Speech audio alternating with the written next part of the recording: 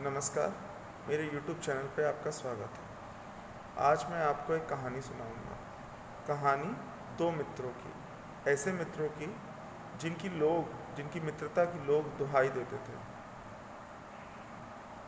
उनकी मित्रता की चर्चा पूरे गांव में थी, पर कुछ परिस्थितियों वश उन्हें कुछ फैसले ऐसे लेने पड़े जिनके कारण उनकी मित्रता बहुत प्रभावित हुई और उन फैसलों के दूरगामी परिणाम भी सामने आए,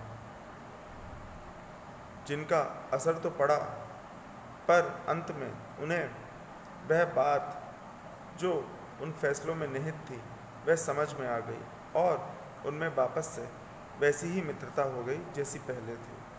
कहानी है जुम्मन शेख और अलगू चौधरी। जुम्मन शेख और अलगू चौधरी में गाढ़ी मित्रता थी। मित्रता ऐसी कि जब अलगू चौधरी किसी काम से जाते तो पूरे घर की जिम्मेदारी जुम्मन शेख को दे जाते और जब जुम्मन शेख कहीं बाहर जाते तो पूरे घर की जिम्मेदारी अलगू चौधरी को दे जाते। जुम्मन शेख की एक खाला भी थी।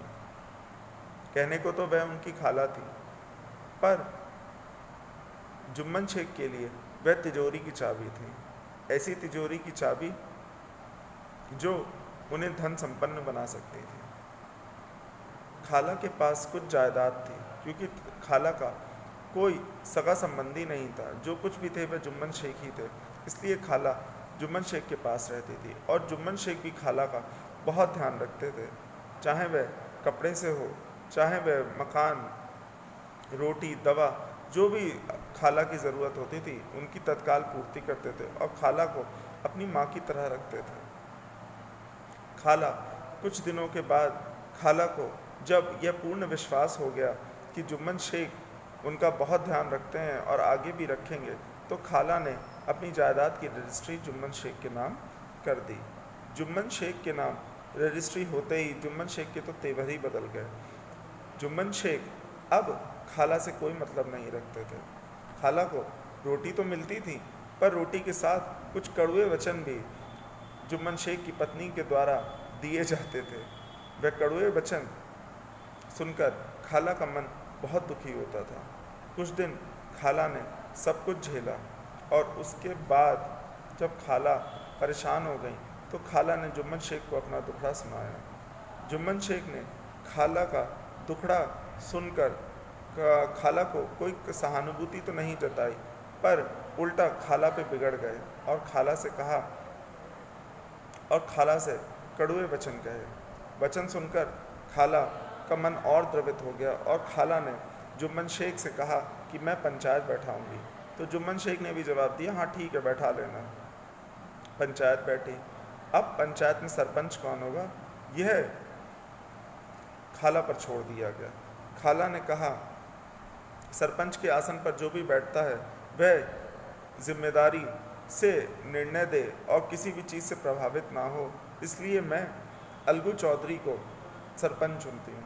अलगू चौधरी का नाम सुनते ही जुम्मन शेख का तो मन प्रसन्न हो गया। उसने कहा, अरे ये तो मेरा मित्र है और क्योंकि यह मेरा मित्र है इसलिए फैसला मेरे ही पक्ष में देगा। ये सोचकर और बाद में एक साधारण सा मुख बनाकर उन्होंने कहा, ठीक है, जुम्मन शेख को, अलगू चौधरी को बना लीजिए। अब अलगू चौधरी जब सरपंच बन गए, सरपंच बनने के बाद जब वह सरपंच के आसन पर बैठे तो उन्हें सरपंच की जिम्मेदारी तथा सरपंच के पद की गरिमा का भान हो गया। उन्होंने दोनों पक्षों की बातें सुनी और अंत में ये फैसला दिया कि अलगू चौधरी ने यह फैसला दिया कि जुम्मन शेख खाला को दवा, कपड़ा और का ध्यान रखें या उन्हें मासिक खर्च दें, और यदि वह यह देने में असमर्थ हैं तो जो रजिस्ट्री खाला ने जुम्मन शेख के नाम की थी वह रजिस्ट्री रद्द मान ली जाएगी। फैसला सुनकर जुम्मन शेख के तो पैरों से तले जमीन खिसक गई। जुम्मन शेख को दो बातें बुरी लगी। पहली बात जो उन्हें बुरी लगी वह था वह फैसला जो अलगू चौधरी ने दिया, और दूसरी चीज़ जो उन्हें बुरी लगी वह था अलगू चौधरी का ये फैसला देना, क्योंकि अलगू चौधरी को तो वह अपना मित्र मानते थे। पर अलगू चौधरी ने उनके मित्र उनकी मित्रता का ध्यान नहीं रखा और फैसला उनके विरुद्ध दे दिया। कुछ ही दिन बाद अलगू चौधरी ने भी 2 बैल के जोड़े खरीदे, 2 बैल खरीदे, एक जोड़ा खरीदा और उन बैलों से काम लेने लगे। एक बैल उनमें से खत्म हो गया, कुछ बीमारी उसे हो गई और वह खत्म हो गया। इस कारण एक बैल से अब काम ले पाना संभव नहीं था, इसलिए अलगू चौधरी ने वह बैल समझू साहू को बेच दिया। समझू साहू ने कुछ दिनों में पैसे देने का वादा करके वह बैल ले लिया। उस बैल से कार्य तो बहुत अधिक कराया, पर उस परिश्रम के अनुरूप उसको खाना नहीं दिया। इस कारण वह बैल दिन पर दिन कमज़ोर होता गया और एक दिन समझू साहू ने उस पर बहुत सारा सामान लाद दिया, क्योंकि वह पहले से ही कमज़ोर था, इसलिए उस सामान का भार वह नहीं उठा सका और वह गिर पड़ा और गिरा ऐसा कि फिर दोबारा वह नहीं उठ पाया।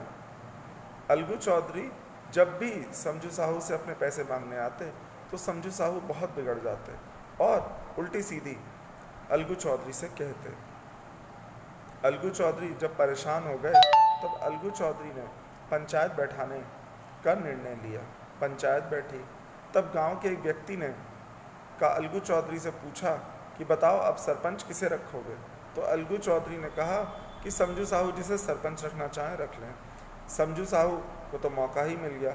समझू साहू ने खड़े होकर बहुत कड़क शब्दों में कहा, मैं तो जुम्मन शेख को सरपंच चुनता हूँ। जुम्मन शेख का नाम सुनकर अलगू चौधरी को एक बार मन में आया कि अरे मैंने भी जब जुम्मन शेख के मुकदमे में जब मैं सरपंच बना था तो मैंने भी जुम्मन शेख के खिलाफ फैसला दिया था।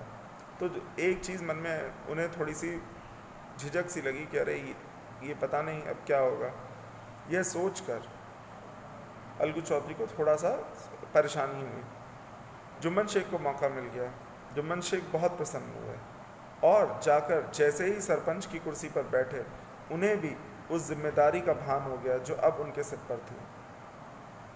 जुम्मन शेख ने भी दोनों पक्षों की बातें ध्यान से सुनी और उसके बाद यह निर्णय दिया कि क्योंकि जब अलगू चौधरी ने समझू साहू को अपना बैल दिया था तो वह पूर्णतः स्वस्थ था।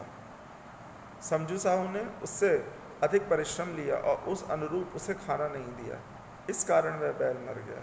इसलिए समझू साहू को अलगू चौधरी के पैसों का पूरा भुगतान करना पड़ेगा।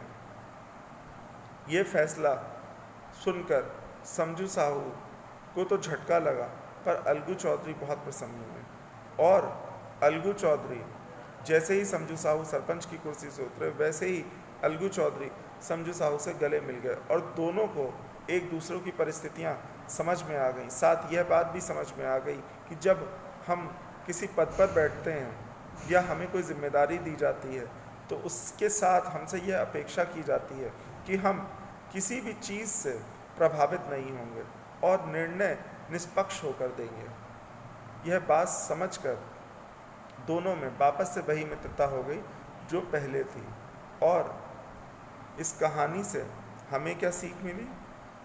हमें यह सीख मिली कि जब हम भी किसी न किसी पद पर बैठे या हमें किसी प्रकार की कोई जिम्मेदारी दी जाए तब हम भी किसी चीज़ से प्रभावित ना होकर, किसी रिश्ते से या और भी किसी चीज़ से प्रभावित ना होकर निष्पक्ष रूप से दोनों पक्षों को सुनकर अपना फैसला दें। किसी भी चीज़ से हम कैसे भी प्रभावित ना हों। यह कहानी पंच परमेश्वर है और प्रेमचंद्र द्वारा लिखी गई है, प्रेमचंद्र जी द्वारा लिखी गई है। प्रेमचंद्र जी ने कई सारी कहानियाँ और बहुत सारे उपन्यास लिखे हैं। ये कहानी प्राथमिक विद्यालयों में कलरव की पुस्तक में, हिंदी की कलरव जो किताब चलती है उसमें पार्ट 2 जो है वह पंच परमेश्वर का है। जो लोग यह पाठ या यह कहानी पढ़ना चाहते हैं वह इंटरनेट के माध्यम से भी कहानी को पढ़ सकते हैं। प्रयास मेरा भी ये रहेगा कि मैं इसको डिस्क्रिप्शन बॉक्स पे लिख दूं। अगर मैं नहीं लिख पाता हूं तो आप इंटरनेट से डाउनलोड करके कहानी को पढ़ सकते हैं। यदि आपको मेरी सुनाई हुई कहानी पसंद आई हो तो लाइक कीजिए, शेयर कीजिए और मेरे चैनल को सब्सक्राइब कीजिए और साथ ही बेल आइकन भी प्रेस कर दीजिए ताकि मेरे आने वाले सारे वीडियोस आपके पास सबसे पहले पहुंचे। मेरा निरंतर प्रयास यही रहता है कि मैं रोज़ाना कुछ ना कुछ आपके समक्ष ज़रूर लाता रहूं ताकि जो हमारे बच्चे जो हमारा वीडियो देख रहे हैं या जो भी बच्चे या जो भी अभिभावक हमें सुन रहे हैं वो रोज़ कुछ ना कुछ अपनी ज़िंदगी में सीखें। बच्चे खासकर अपनी ज़िंदगी में कुछ ना कुछ सीखें, कहानियों के माध्यम से या और किसी माध्यम से, किसी भी तरीके से, मतलब उन्हें कुछ ना कुछ रोज़ नया सीखने को मिले और वह निरंतर आगे बढ़ते रहें। धन्यवाद।